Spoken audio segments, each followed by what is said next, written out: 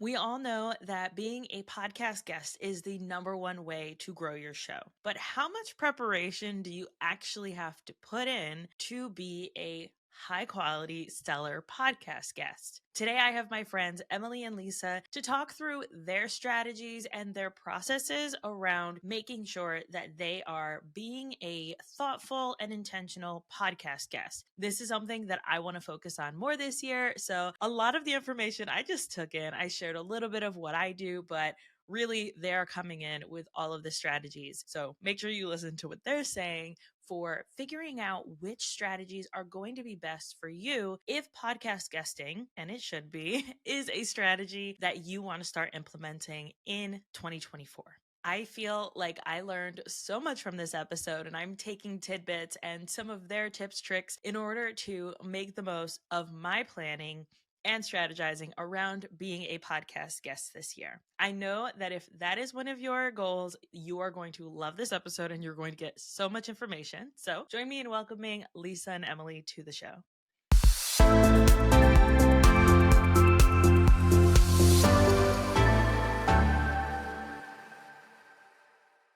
Welcome back, Emily and Lisa. We are going to be talking more on how to prepare.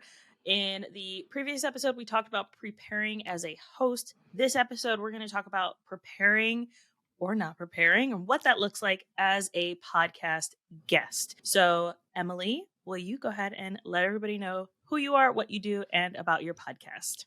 Sure. Thanks for the opportunity to share. And also thanks for having us back. So I am Emily Aborn. I'm a content copywriter and I have two podcasts, the Content with Character podcast, which is all about marketing and visibility and content, and the She Built This podcast, which is an interview style podcast for women entrepreneurs and the people in their lives who support them. And additionally, I really love being a podcast guest. So I'm super excited to talk about this topic. And we have Lisa. Lisa, welcome back to the show. If you could tell everyone who you are, what you do, and about your podcast. Thank you so much for inviting me back. And like Emily, I love being a guest. So yay for that. And hi, I'm Lisa Zawrotny. I'm a productivity strategist and accountability coach, the founder of Positively Productive Systems and the host of the Positively Living podcast. As a coach, as a strategist, I help multitasking creatives and caregivers reduce that overwhelm, boost the productivity, and really live a life where they're doing things that they love as opposed to just doing all the things. And that's exactly what we talk about on the Positively Living podcast. It's a bigger umbrella about more than just, quote, productivity. It's about living your best life, your best way, simplicity, systems, self-care, all the good stuff. So before we start, I mean, we've all been hosts for a very long time. What, if you can remember, was the first podcast guesting that you did? So for me, while you guys think, because I totally sprung this on you guys, my first podcast guesting was talking about motherhood, and it was in 2016. And I was in my car with my headphones and my phone. And it was such a fun conversation. I was sweating because I didn't have the car on, but I was trying to get the most quiet spot I possibly could. And being in my house with a 1-year-old was not going to do that. Or maybe he was 2 at that point. So that was my first podcast guesting experience. And I loved it. And then obviously went on to continue to be a podcast guest. All right. So I have two answers. My first answer is that I would get invited by my boss at a chiropractic office back in like 2008 to be her guest / co-host. I was basically the wisecrack. Like I was just the one cracking jokes and she brought me in for that. So that was like my first non-official guesting, but my first official guesting was actually when I owned my mattress store. I was on a local show for New Hampshire business owners called the New Hampshire Radio Show. And then he asked me back a second time when I started my new business to be a guest again. So that was my first official podcast guest interview.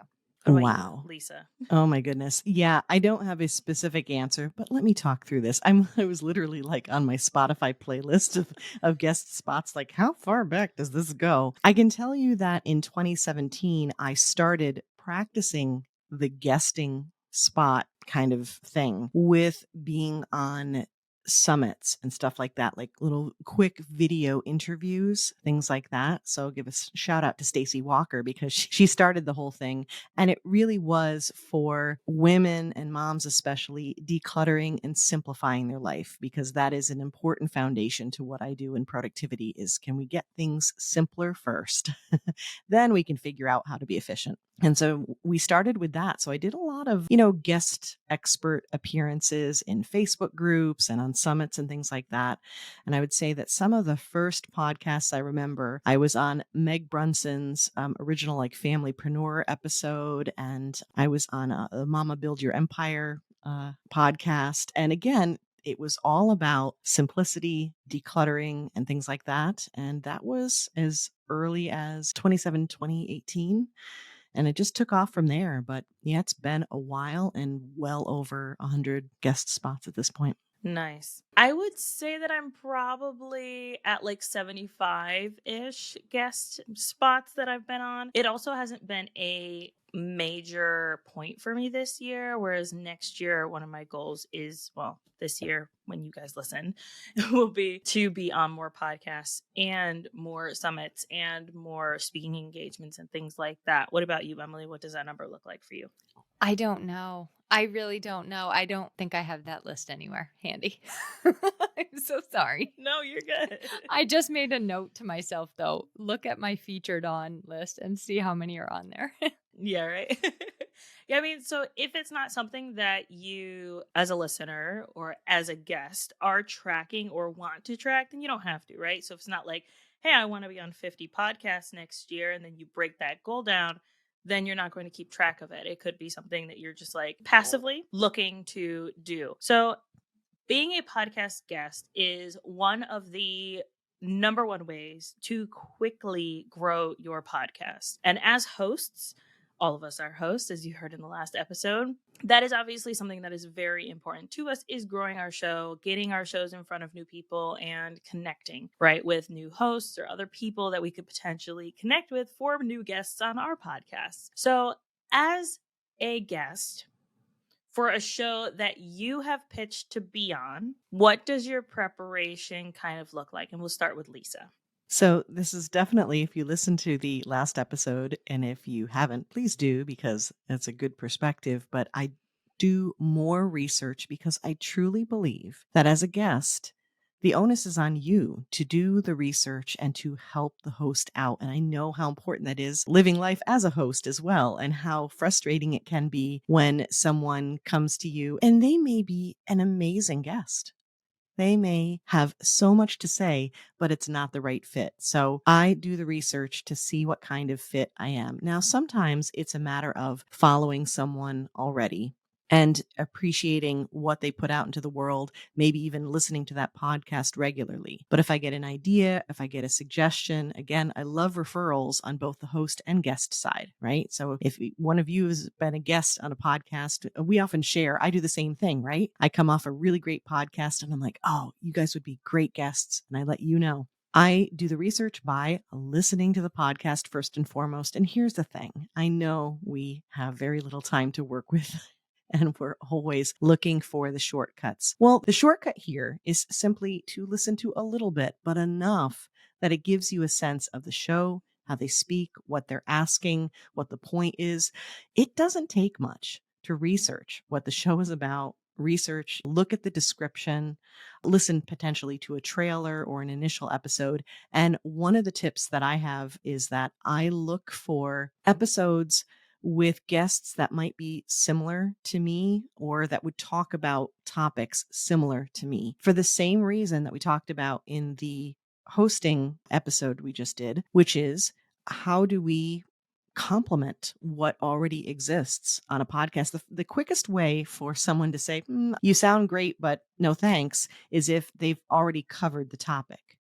But if you can bring a new twist, so that's what I'm searching for. It's not just about, oh, hey, what are they about? It's, how can I offer something that will be of value to the listeners? And that is a twist or a complement to what exists. So, and that's as simple as looking at the description, listening to a little bit or one episode and doing my research that way.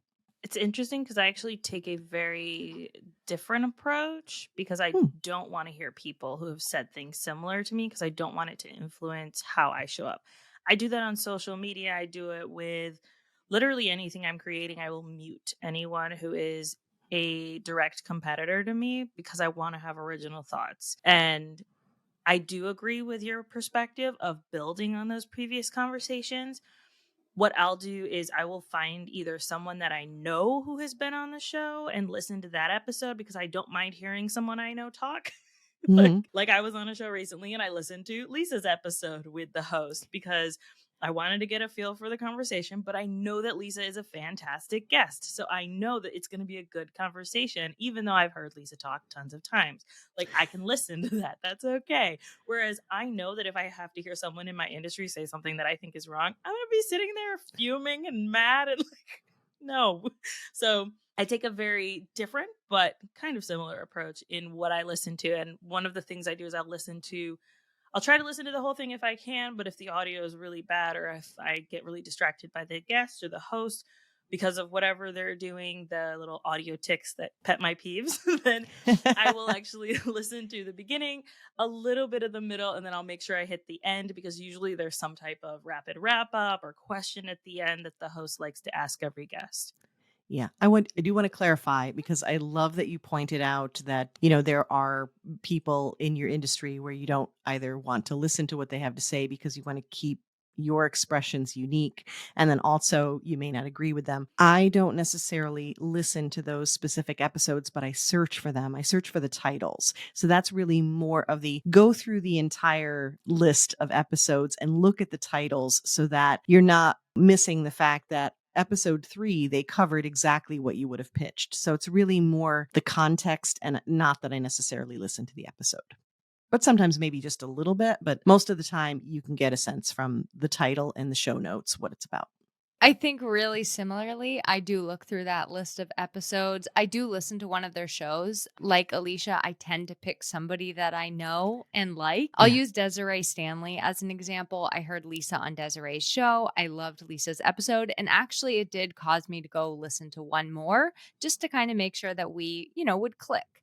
And when I'm pitching them, I pitch them very like I have like maybe 4 topics that at any given time I really want to focus on in my interviews. And so I use those and they're pretty specific. I try to make sure that if somebody else were to take my exact topic, it would be pretty clear that they were copying me because I make it that specific and unique to what I bring to the table. So I like to do that because it does help you to stand out a little bit. If you can do that through, some people might do that through catchy titles. Some people might do it through an alternative perspective. Some people might do it from a provocative question, right? But something like that, that just kind of like sets me apart in the topics that I want to share. And when I pitch, I keep track of what I've sent to that person because this is what happens to me.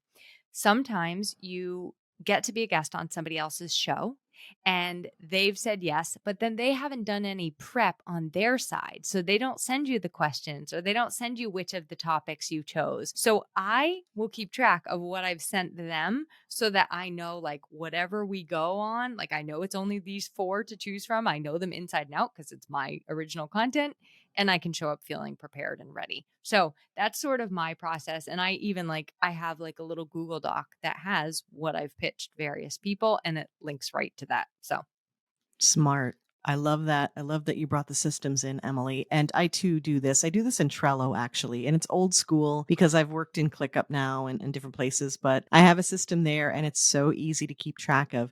And to your point, I do have the media one sheet with the standard, hey, these are the topics, or did you want to do something a little bit different? Whatever they say, I will copy and paste right into that card and keep it because they have also come back to me and said, I remember really liking you and I liked what you were about. And what were we going to talk about? Like, mhm.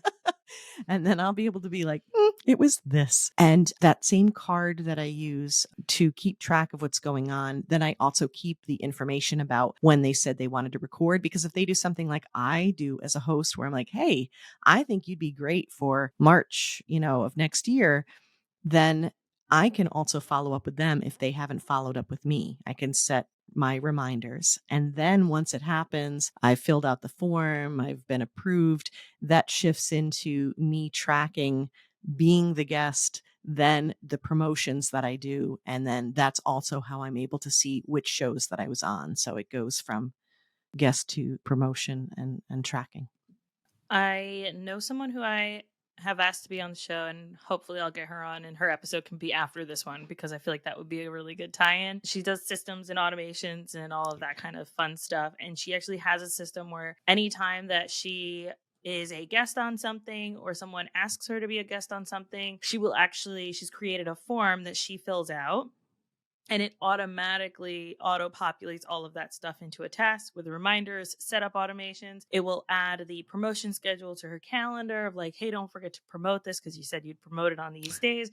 Like, it sets all of that stuff up based on the form that she fills out and the information. Because we've all been there, especially as guests, like, what was that email?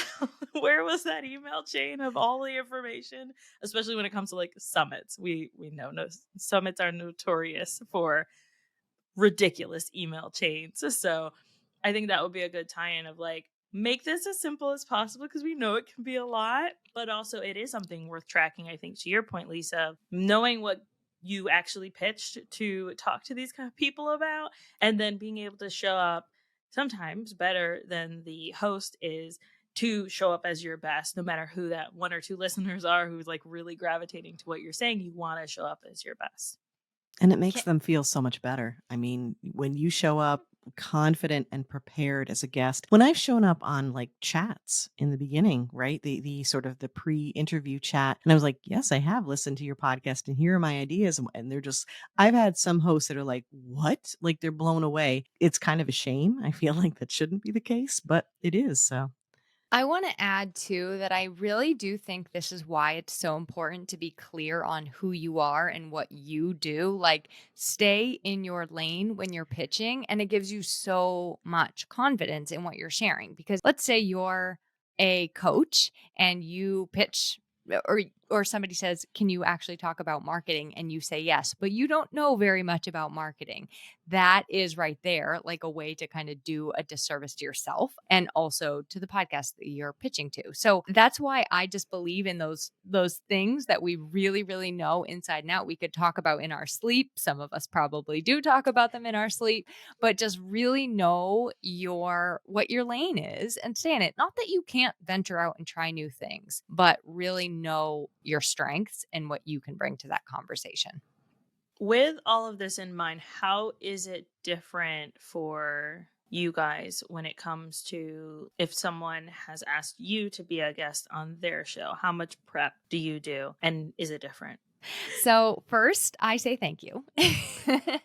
Thank you for the opportunity. And I tend to think about the topic a lot. I kind of do like, make some notes about it. If there's anything I sort of want to refresh myself in, I might do that. Some of that might be my own content. So a while back, Alicia and I did an episode on infusing more curiosity into your content. And it was something I hadn't touched in let's say a month or two. So I went back and sort of just refreshed my own memory on what I had talked about in those areas and then kind of made some notes on that. And then I think a little bit more, I make a few more notes. But number one, I trust myself.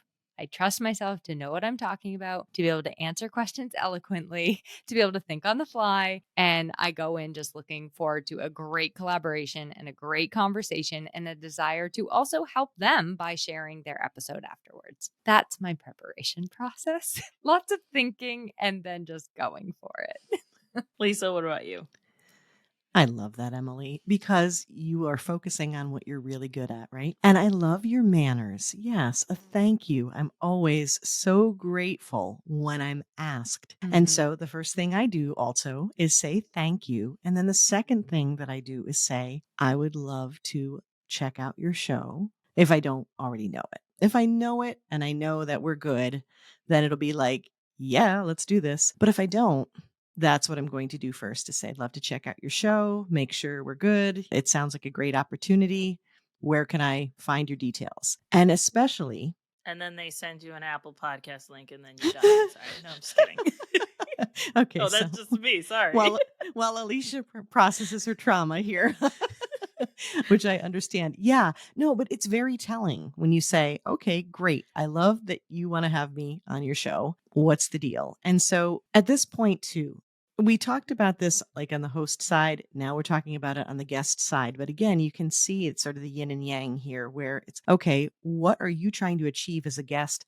How many times have you been a guest? I am in the over 100 category. I have lost count at this point, but that's enough to tell me that I'm capable, I'm going to show up well, and that I need to make sure that I'm aligned with a podcast, not only in concept, but in their production value.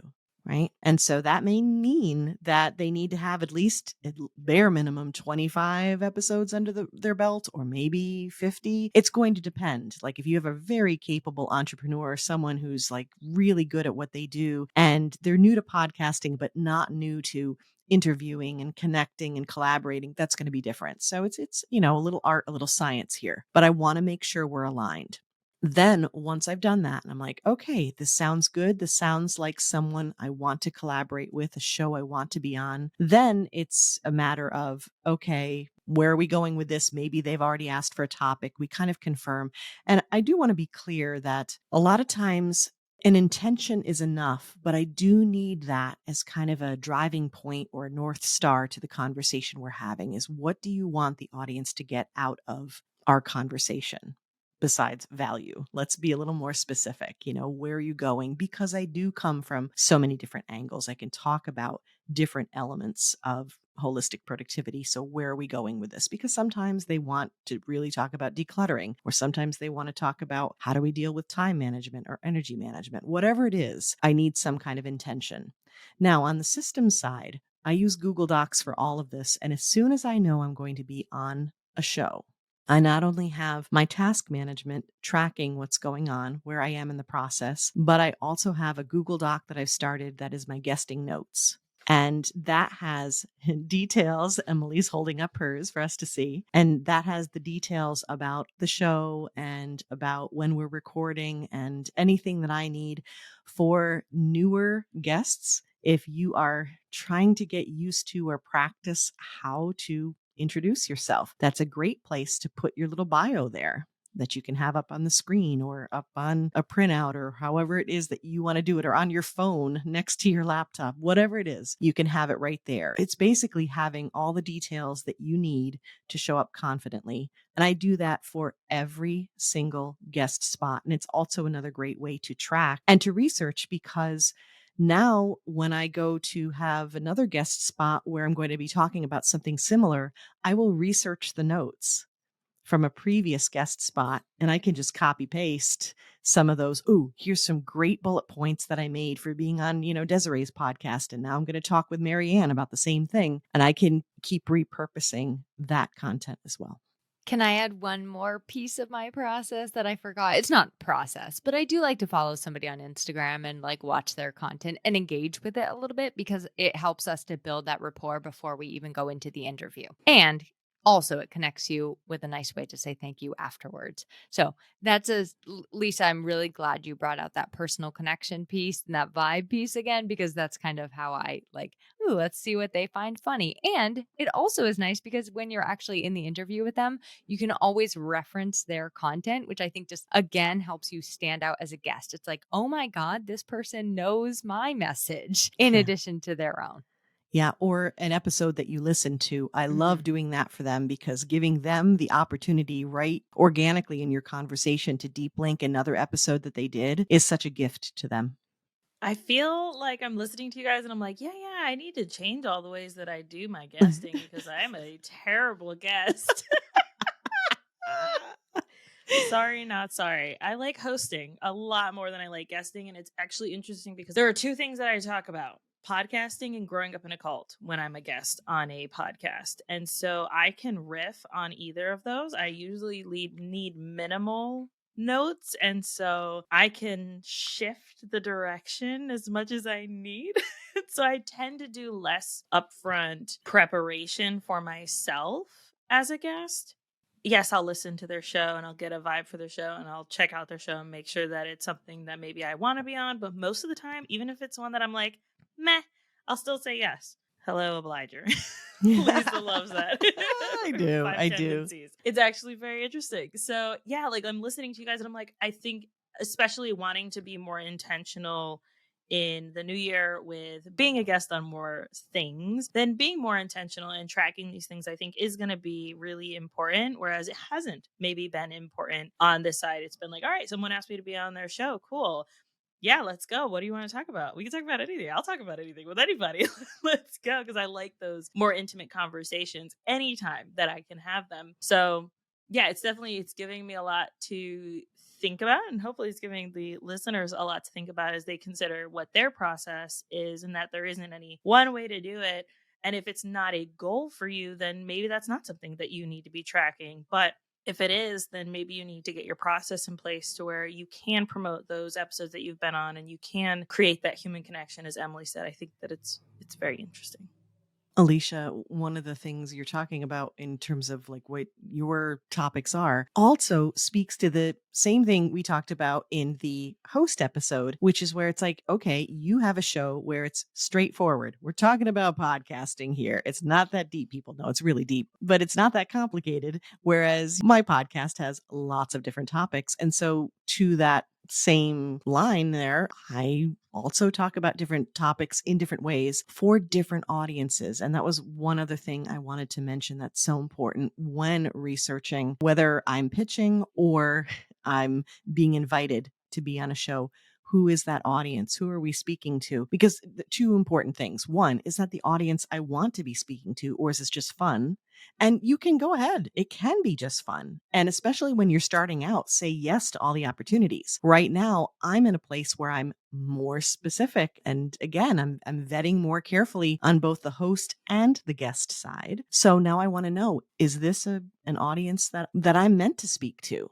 And let's be careful about that. And then if that's the case, then I might be making notes to say, okay, here are just, and when I say notes, this is not like pages and pages of it. It could just be some bullet points to help me remember my perspective. I show up sounding much more prepared when I can say, well, listen, this happens as a mom when you do blah, blah, blah. Well, if I'm talking on a business show that's like a mix, it's like that might not land as well as saying, well, listen, when you are running 3 businesses, serial entrepreneurs know what I'm talking about. That's a better example there. And if it's a show where it's mostly moms who are listening, then I can start talking about the crazy things my teens are doing lately, right?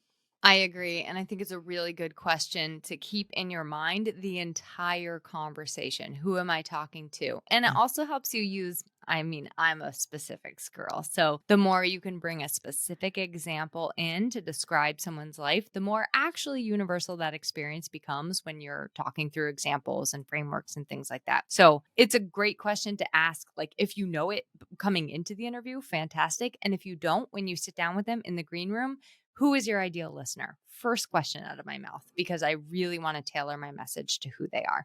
Yeah, it's the difference of speaking to someone at one point of your business or a completely different point of their business, that they're going to need different messages and different things. And to Lisa's point, whether it's you're talking to moms or business owners with a range, it's going to be totally different things. And it is little simple shifts in how we talk about it, right? It's still the same topic, still the same bullet points, most likely, but the anecdotes and the little storytelling that kind of makes it a well-rounded conversation are going to be a little different. It all comes back to, what are you trying to achieve here as a guest? Where are you in your guesting timeline, if you will? And just like when there was a wonderful, amazing podcast strategist who once told me, and I still follow her to this day, Alicia Galati, you know her? And she was like, Never you heard of her. gotta know, what are you trying to achieve with your podcast here? Come on. And that why will tell you. Same thing when you're a guest. Why are you doing this? If you just like hearing yourself talk, kudos to you. Keep doing it. But if you want to track and grow your business in your own podcast, then there are a few details definitely tucked into this conversation that will help. Yes. Thank you so much, ladies. This has been awesome. If you could tell everyone where to find you, hang out with you, Lisa, first. Thank you so much for asking and for having this conversation, because I love it. And you can find ways to find me by going to positivelyproductive.com. You are right here listening to an awesome podcast, and I would be honored if you'd pop on over to Positively Living. And if you like ridiculous reels and having fun and a little stress management in all of this, because let's not take it all too seriously, then by all means, it's time to hang out with me on Instagram at positively_Lisa. And Emily, where can everybody find you, listen to your podcast, hang out with you? Thanks so much for having us. This was a lot of fun. You can find me and your favorite social media platform to hang out on, except for like TikTok and I don't know, all the cool ones, the normal ones, at emilyaborn.com. And after you're done listening to Lisa's podcast, you should probably check out my Content with Character podcast, because we talk about a lot of issues around content and making that message be really, really specific to who you're speaking to. Thank you so much for having us.